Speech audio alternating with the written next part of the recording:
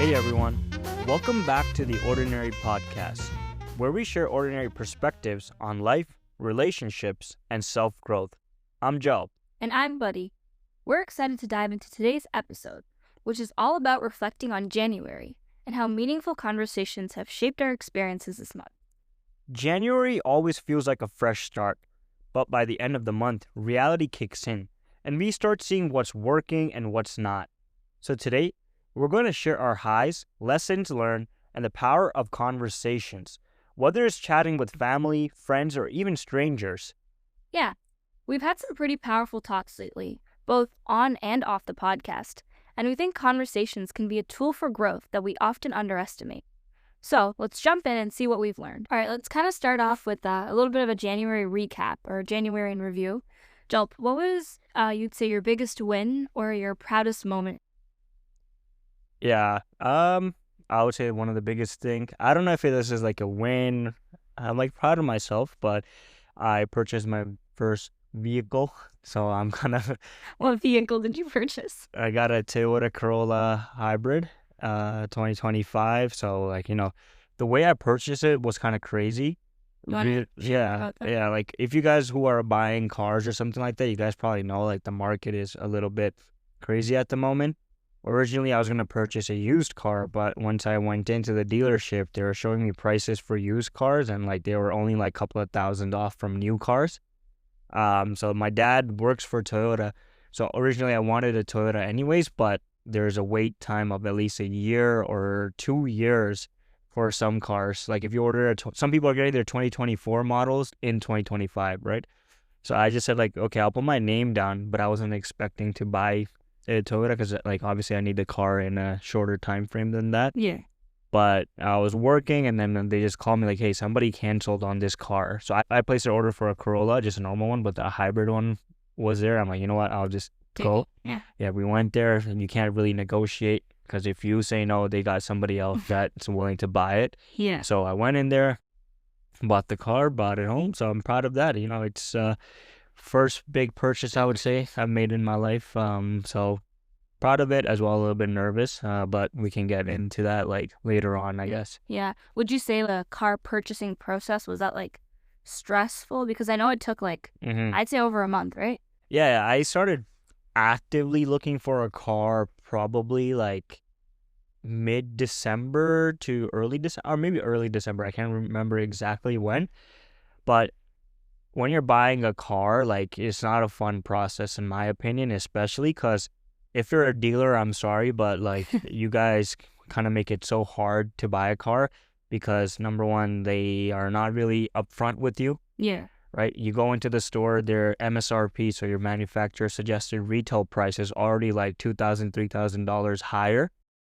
At least Hyundai did that. So if you're a Hyundai dealer, I'm sorry, you guys are trying to rip people off, but you go in there and like you spend so much time bringing the price down, but you're only just bringing it down to what the original cost should have been, right? And it's just so much pressure that they put you on. They like take your credit card, like, okay, are you sure you want to lock this price in? We need your credit card. Yeah. They're trying to just pressure people into buying something that they don't want to buy. Yeah. I remember the time when we went into a Kia dealership and like the guy was trying to explain to us how financing a BMW and a Kia is the same thing because your weekly payments are going to be the same, right? So like kind of sucks that people are trying to take advantage of people who might not have done their research or knowledge. So if you're buying a car for the first time, I would say number one, be ready to get ripped off. So meaning do your research, know what you should be paying for that car. As well, don't fall into the pressure. Even if they take your credit card, until you don't sign anything, until you sit down, they're not gonna do anything. So like if it's like, okay, we'll give you a good deal if you use your credit card and I go and talk to my manager, don't be afraid to do that. But yeah, take your time with it. And I hope everyone follows the Tesla model where you can just order the car online and like just get it done with. Yeah. But it's a while. I wouldn't say it's the best. But what about you, buddy? How was your January? Proudest moments or biggest win? I wouldn't say I have a super, specific one moment that I was like biggest win or proudest moment, but I would honestly say like my start to 2025, like January has been really good.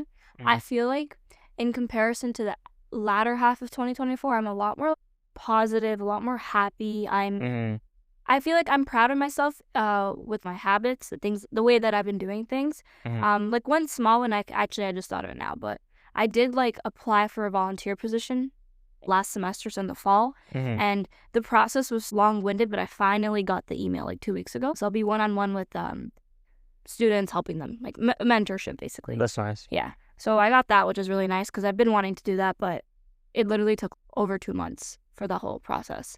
Other than that, I honestly don't have a specific moment. I made some good memories, I'd say the first week and maybe second week of January because I still had winter break. So I got with like one of my best friends since my childhood. Did lots of fun stuff like that. Yeah, I think that's also, I mean, we are the ordinary podcast, right? Yeah. Like, we're not going to expect like things to be every month have like a new milestone achieved or things like that. Like, and that's normal life, right? But being able to spend time with the people you love, that's something I would consider a win, right? Oh, huge win, yeah. Yeah, and I think like for me, highlights of my January was like number one, having our family back home. Oh, that's true, yeah. Both of our siblings that live abroad were back. And spending time with them. I got to spend a lot of time with Didi over this time, so that was also really fun. As well, just spending time with friends. Like, I think one of the biggest wins, I mean, this is not my win, but I'm so happy for my friend, is like he achieved 100K YouTube subscribers, right? Yeah, so like Maimun, congratulations once again. And like that made me happy, just seeing like my friends do well and everything, and like everyone is like, doing well, everyone is healthy, like that's all you can pray for. Like, what else can you ask for? I think that's like a win in my books, and I'm proud of that. I definitely. And honestly, I think the biggest win for me, maybe in January, a better way to word this is like I've been able to be more grateful. I think we talked about this yesterday on our drive home, but I've been feeling a lot more gratitude, which honestly I feel like I didn't do too much of. Yeah. It's been like a consistent, not daily, but like most of the days I'm pretty grateful for like who I have in my life, what I have in my life, what I'm doing with my life. Yeah, because like sometimes when there's a new year, you have like a lot of goals and ambitions. Like, we did a whole podcast on goals and ambitions. But sometimes the smallest things that we don't think of make the biggest difference. Oh, totally. Yeah. Right? And I think we're going to talk about it in today's episode as well, which is a conversation.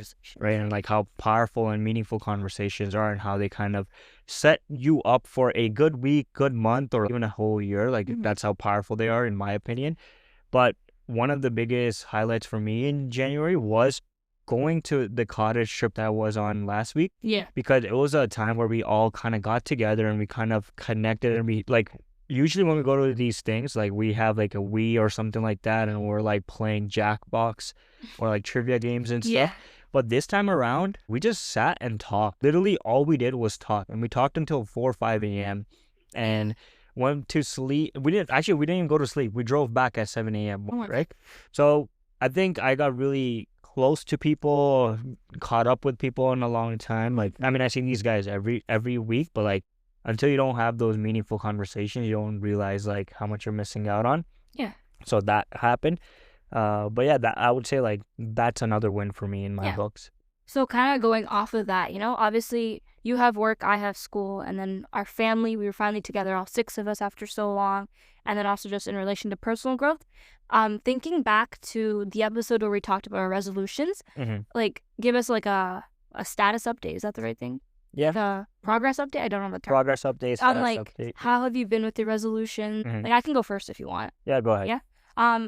So, okay, I don't 100% remember what my resolutions were. I need to revisit. I didn't actually write them down. But consistency was something that I really wanted, and being more proactive with just the goals that I have in my life.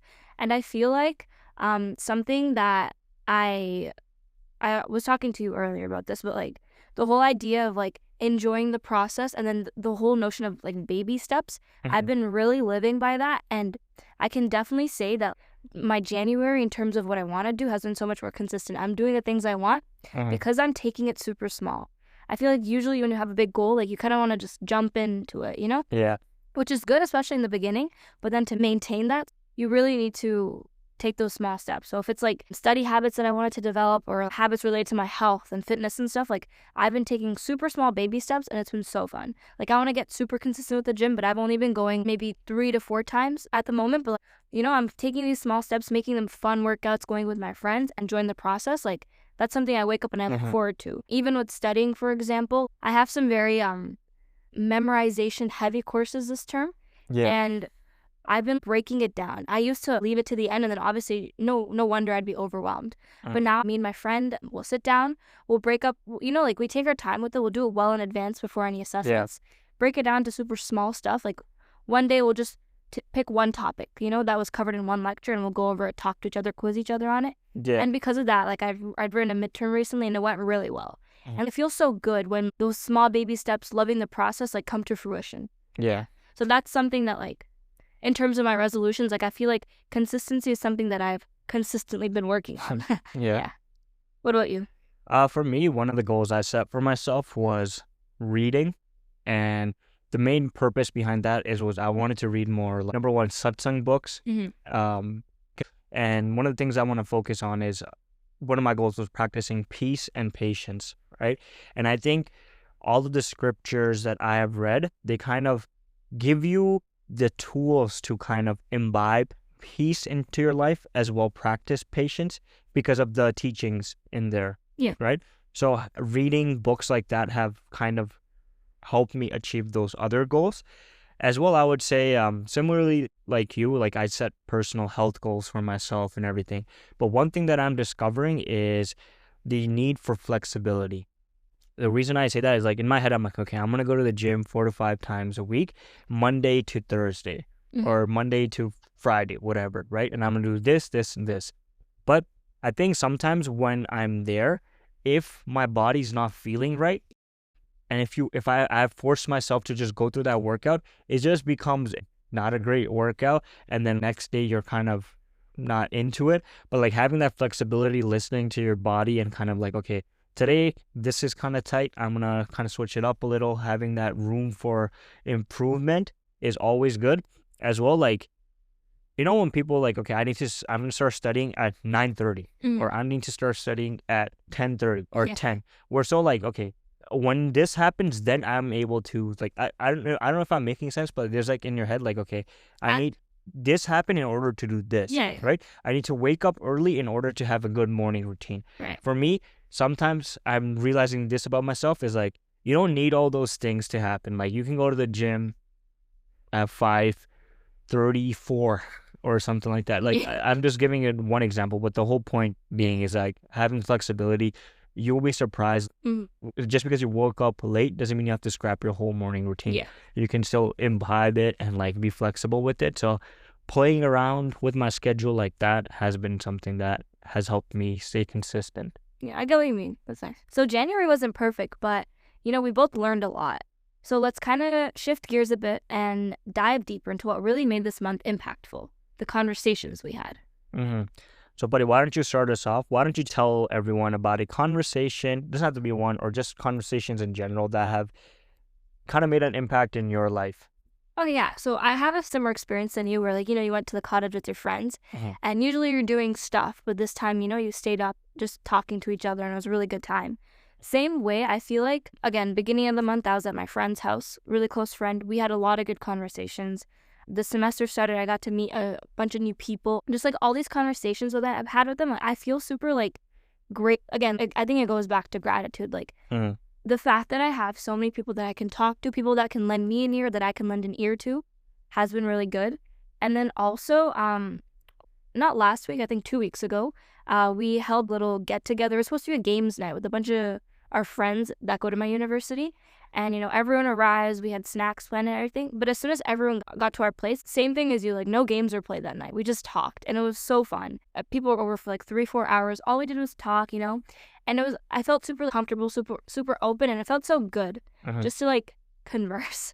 And we joke, like me and my roommates, like we're all yappers. So it made sense that happened. But like really, I feel like we're all just good at like being like, good is that a term? Conversationalists? Yeah, that's a skill. I feel like that's a skill, right? And I don't know, I feel like a lot of the conversations I've had this month have just shown me that, like, it's okay to, like, talk to people in a university setting. If you're in class, you're seated random to some random people, or like in a group work situation or something, like, you feel a little scared, a little timid to talk or something. But I feel like once you break that initial ice, like, you realize how similar you are to other people. And, Yeah. like, you realize, like, you know what, it's not that scary. Or, like, a lot of these people around me, it may seem like, I'm struggling with something, or I have something going on in my life. Literally half the population in, like, that area can relate to you. Yeah. Yeah. Yeah. To give you a specific like example of something like that happened to me is in January I went to a Bills game, right, in Buffalo. Yeah. And we go there. Sorry about the. Yeah, it is what it is. I'm not really looking forward to the Super Bowl. Me either. But I'm just looking forward to the Super Bowl party, but whatever. Anyways, we go to the Bills game. We get to our seats. I'm just sitting there, and there's a middle-aged father, right? Yeah. And I'm just sitting beside him, and then we just started talking. And we talked for like 20-30 minutes, right? And we're just talking about like, hey, like, yo, Trump is imposing tariffs. How's it gonna be? How's it gonna be like that in Canada? Because I told him I'm from Canada. Right. Yeah. And you just realize that, like, all these people around you are probably going through something similar. Yeah. The conversation you're gonna have with them they don't all have to be like PhD level conversations. No, literally. Like, asking someone how their day was. Yeah, or just learning about someone's lives. I think that I really enjoy that, and maybe that's why we kind of have a podcast or something, right? Where we kind of love learning about people, love learning about what they're going through, learning about their experiences and learning from their experiences. So, and the funny thing was, I was in the wrong seat. So I talked to the guy for 20-30 minutes, and then I had to move because I sat in the wrong section. Instead of section 333, I was in section 334, for example. Oh, yeah. Right? So I think that example kind of shows that, like, okay, most of the time you're going to relate to the people around you, even though you might look different, because he was a white guy and I'm a brown guy, right? Yeah. We're different. So you might think like, oh, this guy is not going to relate to me and stuff like that. I think, and like having the skill to start conversations. One of the first books I read when I was very young, when I say very young, like grade 11, grade 12. Very young. Yeah. Is How to Win Friends and Influence People. Right? And in that book, one of the lessons I still follow to this day is ask questions about people's lives. As a business student, when you go to networking events and stuff, whenever you're having a conversation, most of the times our initial reaction is to tell people, like, this is who I am, this is what I did, this is where I went, this is where I did X, Y, Z. Yeah. Because people, including ourselves, including me, we love talking about ourselves. Yeah. But if you kind of understand that and you start asking questions to learn more about people's lives and becoming a good listener, which might seem counterintuitive to becoming a better conversationalist, that's actually how you become a better conversationalist, is learning how to ask questions and learning how to listen. Exactly. Like, in any conversation, there's two parts: the person talking, the person listening. Mm-hmm. When we talk about the power of conversations, it also has to do with the power of listening. Yeah. And kind of bouncing off of that, what would you say is one thing you learned about yourself by listening to others in January? Not by what you've said, but what you heard. One of the things I mentioned right now is that many times people are going through similar things or have gone through similar things. What I learned about myself is I learn from other people's experiences. Yeah. Right? Sometimes, for example, this month, one of my favorite episodes was with Dave. Yeah. The last episode where he talked about his experience about leaving the corporate world and starting his family business, and the many challenges he faced as well, like, the societal pressure that he went through.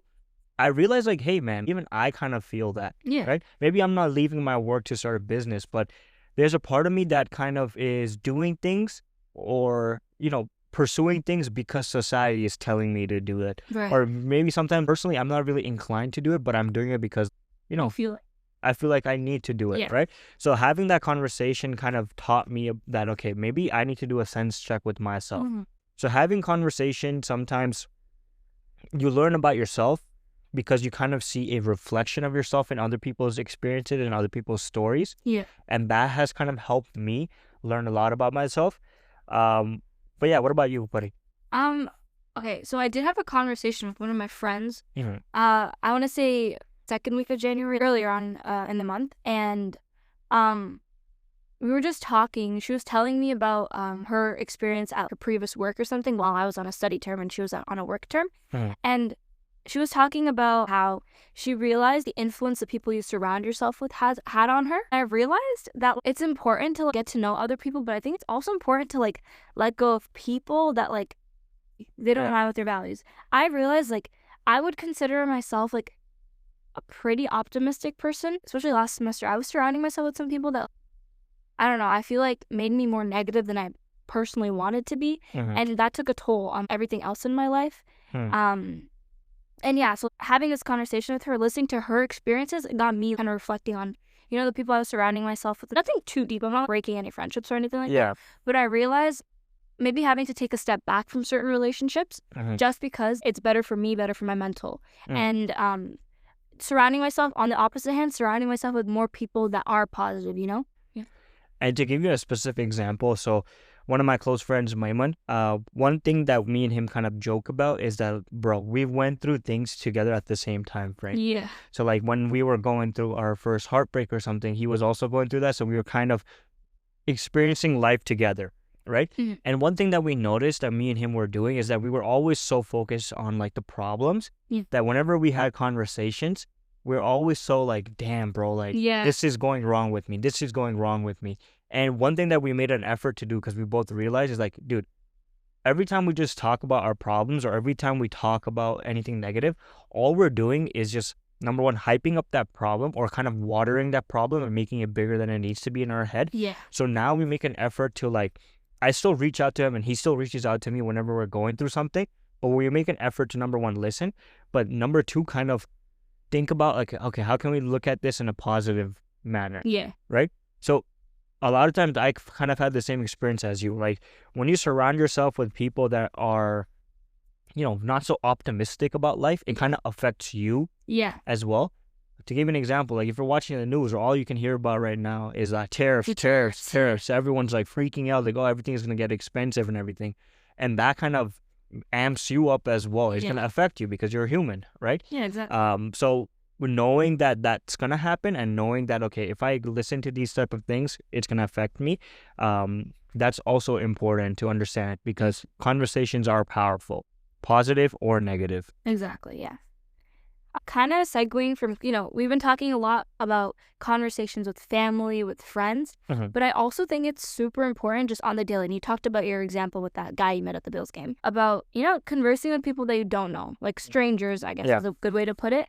I think that's super important. I feel it gives you a lot of perspective, not on just yourself, but about the world around you, I feel. So kind of going off of that, how would you say would be the best way to approach, conversations with strangers or people you just met? Because obviously it's nerve-wracking, right? You don't know this person. There's obviously that feeling of maybe I'll get judged or, how do I initiate a conversation?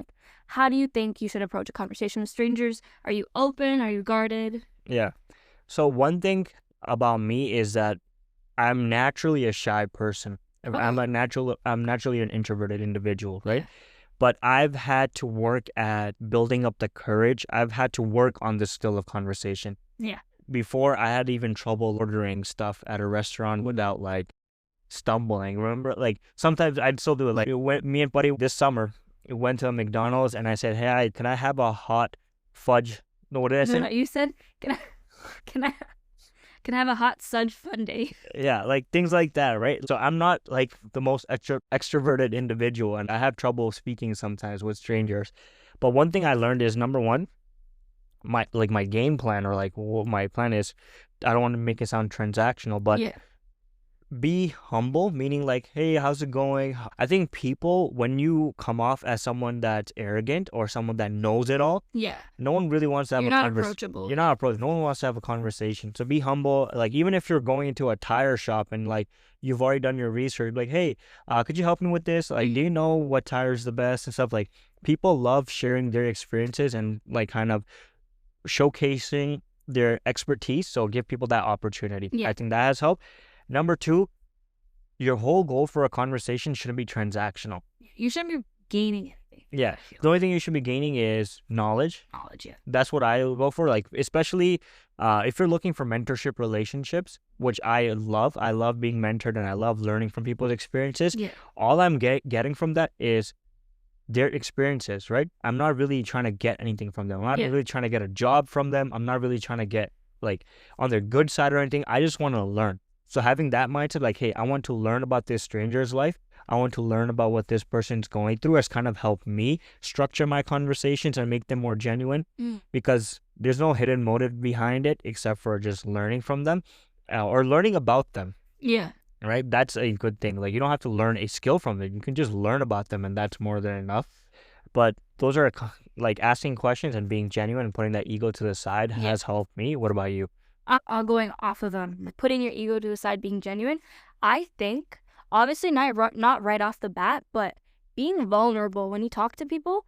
I think the best way that I've made like quick, it doesn't have to be a quick connection, but I made like good, strong, genuine connections is when I've obviously listened to the other person, made it so that they feel comfortable sharing whatever they want to. Yeah. But I think when you kind of show other people that, like, this sounds silly, but like, I'm human. I also have, my highs and lows. And when you share personal stories about yourself, as well as being responsive and attentive to what they're saying, like, it really forges a bond between the two of you. Like, when I'm vulnerable, I remember I met someone through one of my classes last semester had tutorials.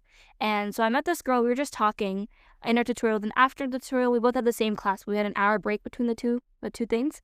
So we were just sitting, we got coffee, we were just sitting. And, like, in the 30-minute conversation I had with her, like, we, like, honestly, I'd say we bonded. Like, now we're friends. I'll send her reels and stuff. But yeah, it's silly, but in those 30 minutes, I got to really know her. And I think I remember, like, even though I had just met her, and it's not always advisable to tell your whole life story to someone, but I feel like when you are okay to share not just the good parts of your life, like, oh, I've done this, I've done that, but like also I've went through this or I've went through that. I feel like that really like resonates with you, and it really humanizes the person across. Yeah. You know what I mean? Yeah. And no one wants to have a conversation with someone like, hey, I am making this much money. I drive this car. I studied at this school. Yeah. Like, I traveled this place. Like great, right? But like, you're not really gonna connect with someone like that. But showcasing, like, hey man, like, for example, for me, one of the talking points with a lot of commuters are like, hey man, like, bro, I've been commuting 2 hours today. It's been rough. How was your day? And stuff like that. Like, kind of just being human, like, exactly. because humans have flaws too. So don't be don't think that when you're having a conversation, especially with even like people, if you're networking or stuff like that, like, you have to come off as perfect. You can say like, hey, I really struggle with like this, or I don't know much about this. Like, could you help me with this? Exactly. People are really, from my experience, people are always willing to help, but you need to learn how to ask for that help. Oh, totally. And also, like, I feel like not every conversation you have with anyone has to be deep. I think also just like asking someone like, oh, like, what are you up to? Or like, like, or if you see someone in line for a certain movie, like asking them, oh, have you watched the other movies in the franchise? There's something random like that. Yeah. Small talk, I think, is so fun. Yeah. Like, I'm pretty extroverted. I do have like moments where like I like to keep to myself. Yeah. Especially after maybe COVID, I would say, after the pandemic, I did find myself like low-key struggling to just like, converse with random people on the street. Like, I feel like I forget that I'm allowed to, talk to people I don't know. Yeah. And so like, even if I'm like at a restaurant ordering food or something, like, I'm allowed to like ask the waiter or the waitress, how their day is going, or like if, the store's been busy or something like that. And so it took me like a while to kind of break out of that shell, but like, it makes your day fun. And honestly, you probably don't realize it, but like, when you converse with someone, you'll leave an impact on them without even realizing it, Yeah. So yeah, I would say that too. Like, not all conversations have to be deep. Literally just go up to someone and talk to them. Don't be a creep, obviously. Like, use your discretion, be kind, be open, be vulnerable when needed. And yeah, that would be my biggest way to approach people. Yeah. So having conversation is obviously important, but like, paying attention and like listening to the person talking is equally as important. So have you ever had a conversation where you kind of realized you weren't truly listening, and like, what kind of changed after that? I can't think of actually, it was in a class. For that class we have to interview an older adult as like our final project or whatever. So we were doing mock interviews as like an in-class engagement activity, and we had to take turns being the interviewer and the interviewee. Yeah. And me and my friend, it's literally my friend that I've known for like the past 3 years. I asked her a question, something super simple, like, "Oh, what was the best course you've taken thus far in your university career or whatever?" She's responding, and I realized like I wasn't really listening. So, and I was telling her, I was like, I think I struggle with being attentive sometimes. Maybe it's just like how my brain is wired. I get distracted very easily. But then, in terms of the question you asked me, I feel like when you're talking to someone, with not like an ulterior motive, but like Yeah. where you want to kind of get something out of them, anything else that's not what you want, you don't really pay attention to. You know what I mean? Like, for example, like, I haven't been to too many like networking events or something like that, but like, if you're talking to someone, let's say you want them to like talk about a research position they have open or something, they could be talking about, their personal backstory or like, I don't know, like something random like that, or like their commute to the event that day, but like you don't really listen. It's when they start, talking about the things that you care about that your ears perk up almost. Yeah. And kind of funny is one of the books that I read in like I think like 2022 is called You're Not Listening by Kate Murphy. And the whole purpose of that book is to kind of help people become better listeners, right? And one thing I learned from that book is that sometimes when I'm having a conversation, in my head, I'm so focused on about what I'm going to say next that I'm not actively listening. Like when someone's sharing like their travel story, in my head, I'm like, okay, let me share my travel story. So I'm thinking about what I want to share next, right? Yeah. Another thing about listening is that sometimes listening is not just about like absorbing the words that they're seeing, but kind of also listening at what kind of emotion they're communicating. What are they feeling? What's their like mood like at the moment, right? Sometimes when I find myself doing this, and I think I struggle with this a little, is that when somebody's sharing a problem with me or when they're going through something, I'm like, okay, how can I solve this? Yeah. I'm so focused on like, let's solve this right now. Like, where's the fault in your logic? What's the thing that you're missing out on? Let me address that. Yeah. But sometimes listening just means like, hey, I hear you. I hope it's gonna be okay. Like, you don't have to be the savior for them in that moment, right? Yeah. So like you can just listen to people, and I think that does more than enough. Because sometimes when you're just always trying to solve problems, what you're kind of communicating to that person is that they don't have the skills to solve their own problems. Yeah. They're not capable good of solving point. their own problems.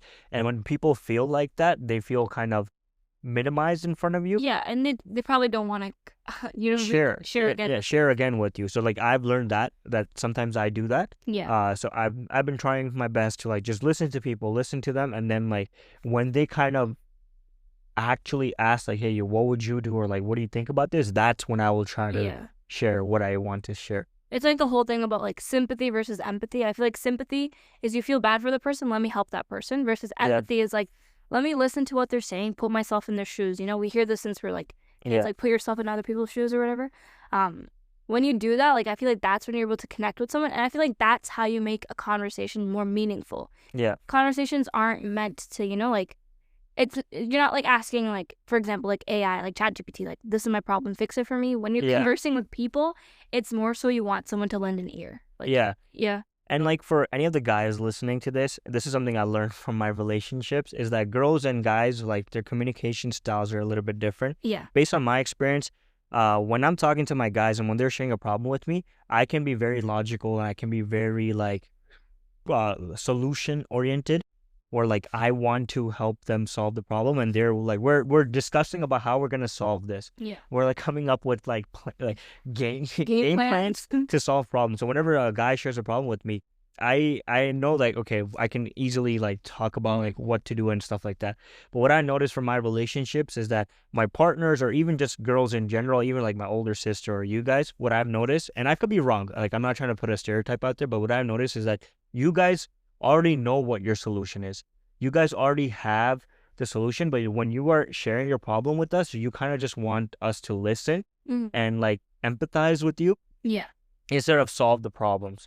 Right? I think as a girl I can probably attest to this. Yeah. But a lot of the times, and honestly I would say I'm not the best at this, but I have so many like female friendships where like I feel like we have two types of conversations. my friend could come up to me and be like, this is like what I'm going through. I just want to vent to you, buddy. You know, venting or like ranting or whatever. And then another one is like, dude, I need help. Like we have two separate conversations for those two things. It's not one and all together. Yeah. Again, like you're saying like with you and your like guys, like, it's more so like solution based. Or like for girls, I think we're very good at just like letting our other person kind of let it all out, because oftentimes that's what people need. Yeah, and I think that's one of the biggest differences. I think something that us guys need to do a better job is venting. Yeah. Many times we keep our problems within our heads and keep them so like inside of us that we only seek help when we get to the point when we need help. One thing that I wish that like me and like my larger group of friends did more of is vented to each other a lot more. What I notice is that we reach out to each other when things get a little bit escalated serious. But if we would have just like, vented, I feel like whenever I've vented, the stress level kind of goes down. The problem becomes half of what it felt like in my head when I put it out there. I'm like, oh, this is not too bad. And just listening to other people and their experiences with that kind of helps. So I think if guys did a better job of venting, I think that would kind of help. I don't know, I'm not saying like this is a solution to male mental health and stuff, but being open to being a little bit more vulnerable and like sharing what you're going through is like a great practice to have. Because I think a lot of times we like to isolate ourselves when we're going through something, which sometimes that might not be the best solution, right? And like you probably know, like you've seen some of my friends going through things that when they've isolated themselves, or like even I've isolated myself from them, but just sharing everything. And I think that's one of the biggest powers of conversations.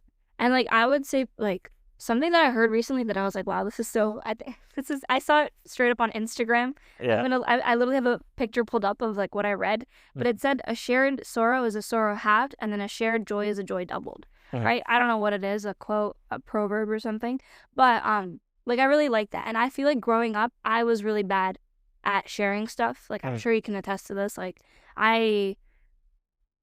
like your boys, I also struggle to open up. But then when you do share it with people, for example, like if I'm going through something with school or something and I share it with my roommates, then as that situation, that problem progresses, they're there with me, kind of experiencing it with me, and it's like less scary, it's less daunting when you have someone who knows what's going on and it's like an ongoing thing. And people are wise. What I've noticed, people are so wise, right? People have gone through something similar and they have these experiences. Like, for example, if you're going through a relationship problem, your relationship problem is definitely not unique. Everyone probably has gone through the same problems or something similar. Like, if you just share with someone that you trust, like, you can learn a lot from that conversation. Or if you're going through some self-doubt, what I've noticed sometimes when I doubt myself or when I'm like feeling less confident in myself, one of the best things that has helped me is just being vulnerable and sharing that with my friends. And they've kind of helped me build up like, hey, buddy, like you're missing out on this. Like you're forgetting to look at yourself in this lens, right? So like using the people around you, I don't want to say using, but like connecting with the people around you. Relying on them, that's the whole point of a friendship. That's the whole point of being boys, right? Having that open form of communication and that platform is really important. And not being too shy, not feeling like you're going to get judged or made fun of. I think that's something that I personally think that me and my friends we do a good job of it already, but we can do a better job of. Totally. And if you think about it logically, when you have something you're going through, you share it with someone, that's not one brain working on it, it's 2, 3, 4, you know? Logically, it's so much better. And like just disclaimer, and only way that's gonna work is number one, if you and your friends have a genuine connection. That's true. And it's a judgment-free zone. And you reciprocate. That's huge. If you rely on other people, make sure that they can rely on you too. Or like if you always find yourself like just helping other people and like you don't feel like you're being helped, then it's not gonna work out. You gotta reevaluate your friendship. Yeah, so I think those ingredients are needed for you to have that kind of bond. Right? Because you don't want to be roasted if you share your problems, right? And I don't think that people are, maybe when you're younger in high school and stuff, people will probably make fun of you for like things like that. Going through it, but like I think now everyone's wiser, more mature and everything, and I think it's important to surround yourself with people like that. And if if that's one of your fears, which is a normal fear, I don't think it's going to be the case if you are surrounded by a good group of people, which I believe people are genuinely Yeah. nice. Yeah. So I would say that was a pretty good conversation we just had, and also a pretty good January recap. Yeah. And, it's been a month full of lessons, adjustments, and powerful conversations that have helped us navigate the ups and downs. If there's one thing we want to leave you with, it's that conversations aren't just words. They're a gateway to personal growth. Whether it's talking with a close friend or a random stranger, you never know when a simple conversation could change your perspective. And we encourage you to take this into February. Have a meaningful conversation this week. It could be something as super simple as checking in on a friend or opening up about something you've been holding back on. Thanks for tuning into the Ordinary Podcast. Don't forget to subscribe and leave a review if you enjoyed today's episode. We'd also love to hear from you. What's the most meaningful conversation you had this month? You can share with us on social media or email us at theordinarypodcastjp@gmail.com. See you next time.